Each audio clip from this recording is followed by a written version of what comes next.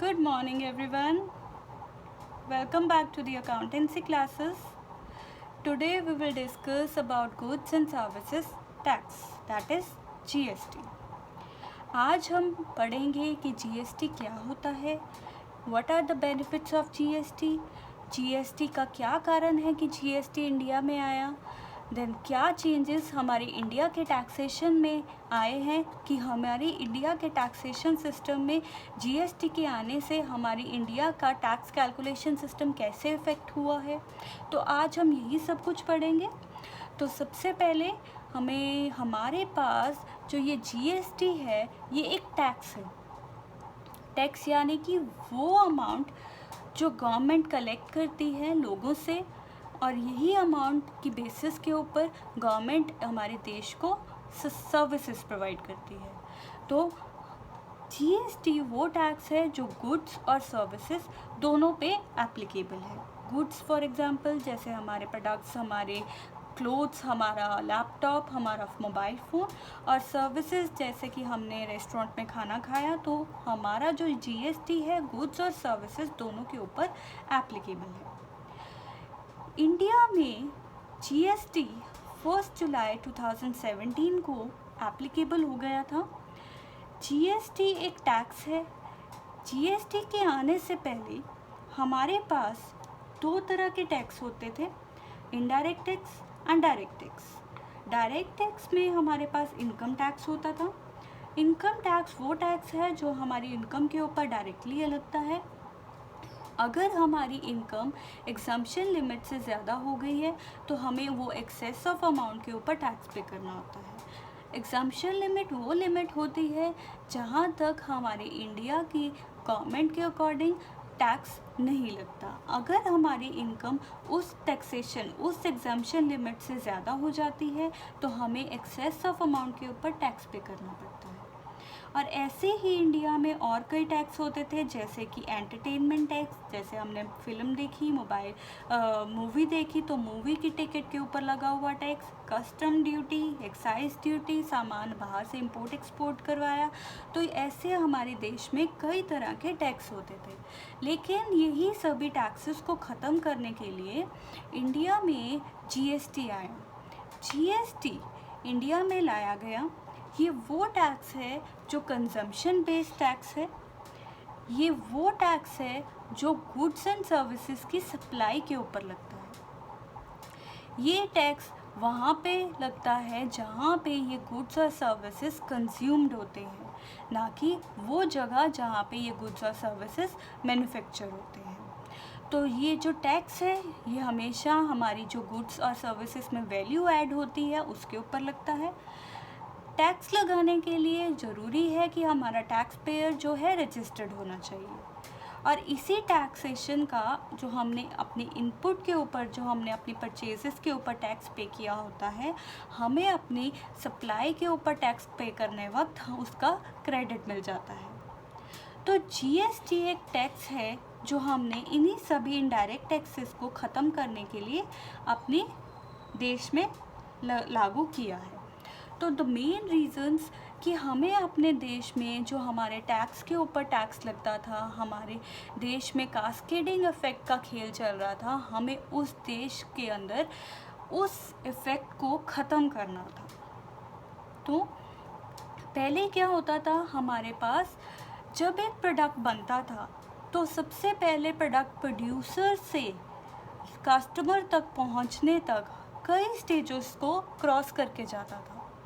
जैसे कि सबसे पहले हमारा प्रोडक्ट प्रोड्यूसर बनाता था, फिर वो प्रोड्यूसर आगे होलसेलर को प्रोडक्ट से बेच देता था, फिर होलसेलर आगे रिटेलर्स को सेंड कर देता था, फिर आखिर में वो हमारे फाइनल कस्टमर तक प्रोडक्ट पहुंचता था। जब ये प्रोडक्ट प्रोड्यूसर से कस्टमर तक पहुंचता था तब तक ये प्रोडक्ट की कॉस्ट इतनी इंक्रीज़ कर जाता था कि वो प्रोडक्ट की वैल्यू हमारे लिए बहुत ज़्यादा इंक्रीज़ हमें मिलती थी। तो जीएसटी के आने से हमारा जो ये प्रोडक्ट है वो चीप बन जाता है। हमारे प्रोडक्ट के ऊपर टैक्स जो है वो कम कर दिया गया है। फॉर एग्ज़ाम्पल लेट हमारे पास एक प्रोडक्ट है वो ए, और ए के ऊपर 10% जो है टैक्स लगता है। अगर हम पुराने टैक्सेशन सिस्टम के अकॉर्डिंग चलें, इनडायरेक्ट टैक्सेशन के अकॉर्डिंग, तो हमारा जो प्रोडक्ट है वो 50 रुपीज़ का है और हमने अपने प्रोड्यूसर ने उसके ऊपर 50 रुपीज़ का मार्जिन रख के, उसके ऊपर खर्चों और अपने प्रॉफिट मार्जिन को रख के उसी प्रोडक्ट को 100 रुपये में आगे बेचने का सोचा। तो जब वो 100 रुपये का देने लगा तो उसे पहले टैक्स पे करना पड़ा। तो 10% के हिसाब से 100 के ऊपर 10% दैट इज़ 10 रुपीज़, तो वो प्रोडक्ट की कॉस्ट 110 रुपीज़ बन गई। फिर यही 110 रुपीज़ का प्रोडक्ट होलसेलर के पास आया। होलसेलर ने जब ये प्रोडक्ट आगे रिटेलर को सेल करना था तो उसने उसमें अपना मार्जिन जो है वो ऐड किया। तो होलसेलर ने 110 रुपीज़ के अंदर 10 रुपीज़ ऐड किए तो उसका प्रोडक्ट 120 का हो गया। फिर उसे उसी प्रोडक्ट के ऊपर टैक्स पे करना पड़ा। तो 120 का 10% we get 12 rupees as tax. तो नेट अमाउंट जो प्रोडक्ट की थी वो 132 रुपीज़ बन गई। फिर जब ये 132 रुपीज़ का ये प्रोडक्ट रिटेलर के पास पहुंचा तो रिटेलर ने भी अपना मार्जिन इसमें ऐड किया, उसने भी 10 रुपीज़ ऐड किए। फिर वो प्रोडक्ट 142 रुपीज़ का हो गया।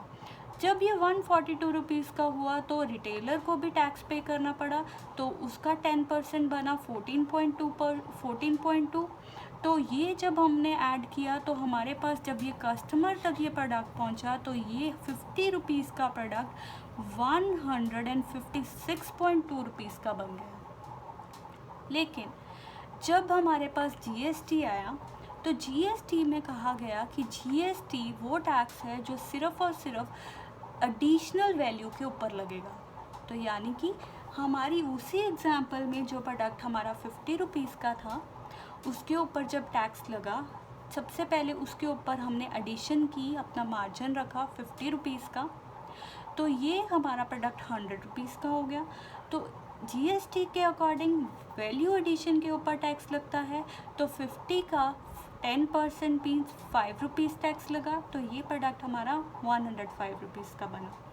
फिर प्रोड्यूसर ने 105 रुपीज़ में होलसेलर्स को सेल किया।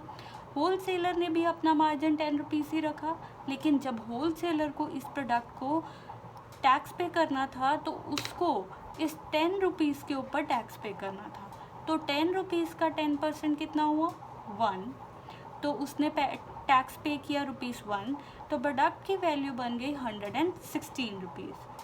फिर यही प्रोडक्ट होलसेलर ने आगे रिटेलर को सेल किया और रिटेलर ने भी अपना मार्जिन रखा ₹10। तो रिटेलर ने जो अपना मार्जिन था उसके ऊपर टैक्स पे किया दैट इज़ ₹1। तो एट लास्ट जो कस्टमर के लिए जो प्राइस बना वो बना 127 रुपीज़। तो हमने इन दोनों सिचुएशन में देखा, यहाँ पे 50 रुपीज़ का प्रोडक्ट 156 रुपीज़ तक पहुँच गया और जब जीएसटी एप्लीकेबल हुआ तो 50 रुपीज़ वाला प्रोडक्ट 127 रुपीज़ का बढ़ा। तो हमने देखा कि जो यहाँ पे इसी 50 रुपीज़ के ऊपर बार बार टैक्स लगा के वो टैक्स की अमाउंट से वो प्रोडक्ट बहुत कॉस्टली हो चुका था। तो हमने देखा कि हमारे देश में एक ही प्रोडक्ट के ऊपर कई बार टैक्स लगता है। तो उसी टैक्स के ऊपर टैक्स को कहते हैं कास्केडिंग इफ़ेक्ट। तो इंडिया में इसी कास्केडिंग इफ़ेक्ट को ख़त्म करने के लिए जीएसटी लगाया गया, जिसमें कहा जाता है कि सिर्फ़ और सिर्फ जो वैल्यू ऐड होगी उसके ऊपर टैक्स लगेगा। तो उससे हमें दिखा इसी एग्जाम्पल को कंपेयर करके कि जीएसटी अप्लाई करने से हमारा जो प्रोडक्ट है उसकी कॉस्ट बहुत ज़्यादा रिड्यूस हो गई। ठीक है जी। तो इसी कारण इसी डिफरेंस को कवर करने के लिए इंडिया में जीएसटी लाया गया और जीएसटी से हमें अपने देश में बहुत फ़ायदा हुआ, हमारे प्रोडक्ट कॉस्टली नहीं बने और हमारे प्रोडक्ट्स जो हैं उसका प्रॉपर टैक्सेशन सिस्टम हुआ।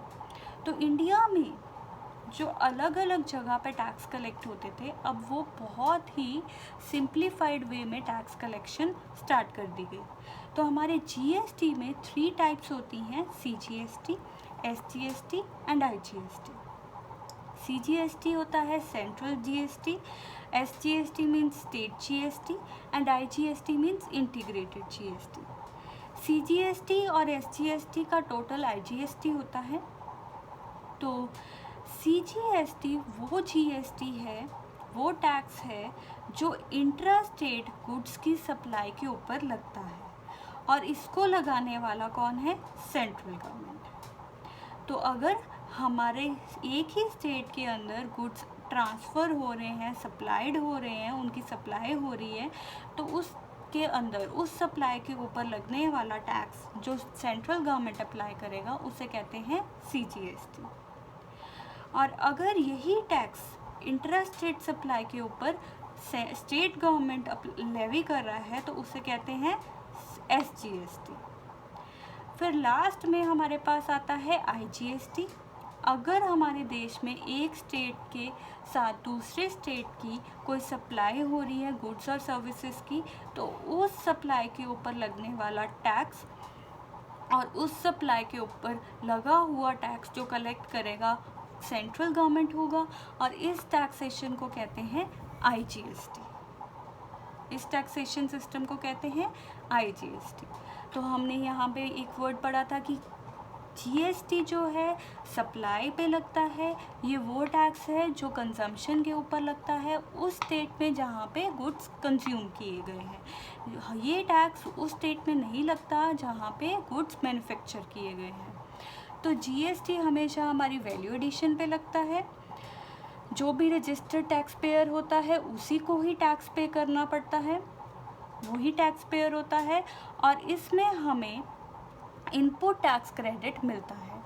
इनपुट टैक्स क्रेडिट बच्चों वो क्रेडिट होता है जो जब हम अपने गुड्स एंड सर्विसेज को सप्लाई करते हैं तो हमारे पास एक राइट होता है कि अगर हमने उस गुड्स को जब परचेज़ किया था, तो अगर हमने परचेज़ के दौरान कोई GST पे किया हुआ है तो हम उस पेड GST का क्रेडिट ले सकते हैं। यानी कि जब हमने सप्लाई के ऊपर कोई टैक्स पे करना है तो जो GST हमारे परचेज़ के ऊपर लगा हुआ है वो उसमें से माइनस हो जाता है। So this is all about GST, the basic topic of GST, why GST introduced in our country।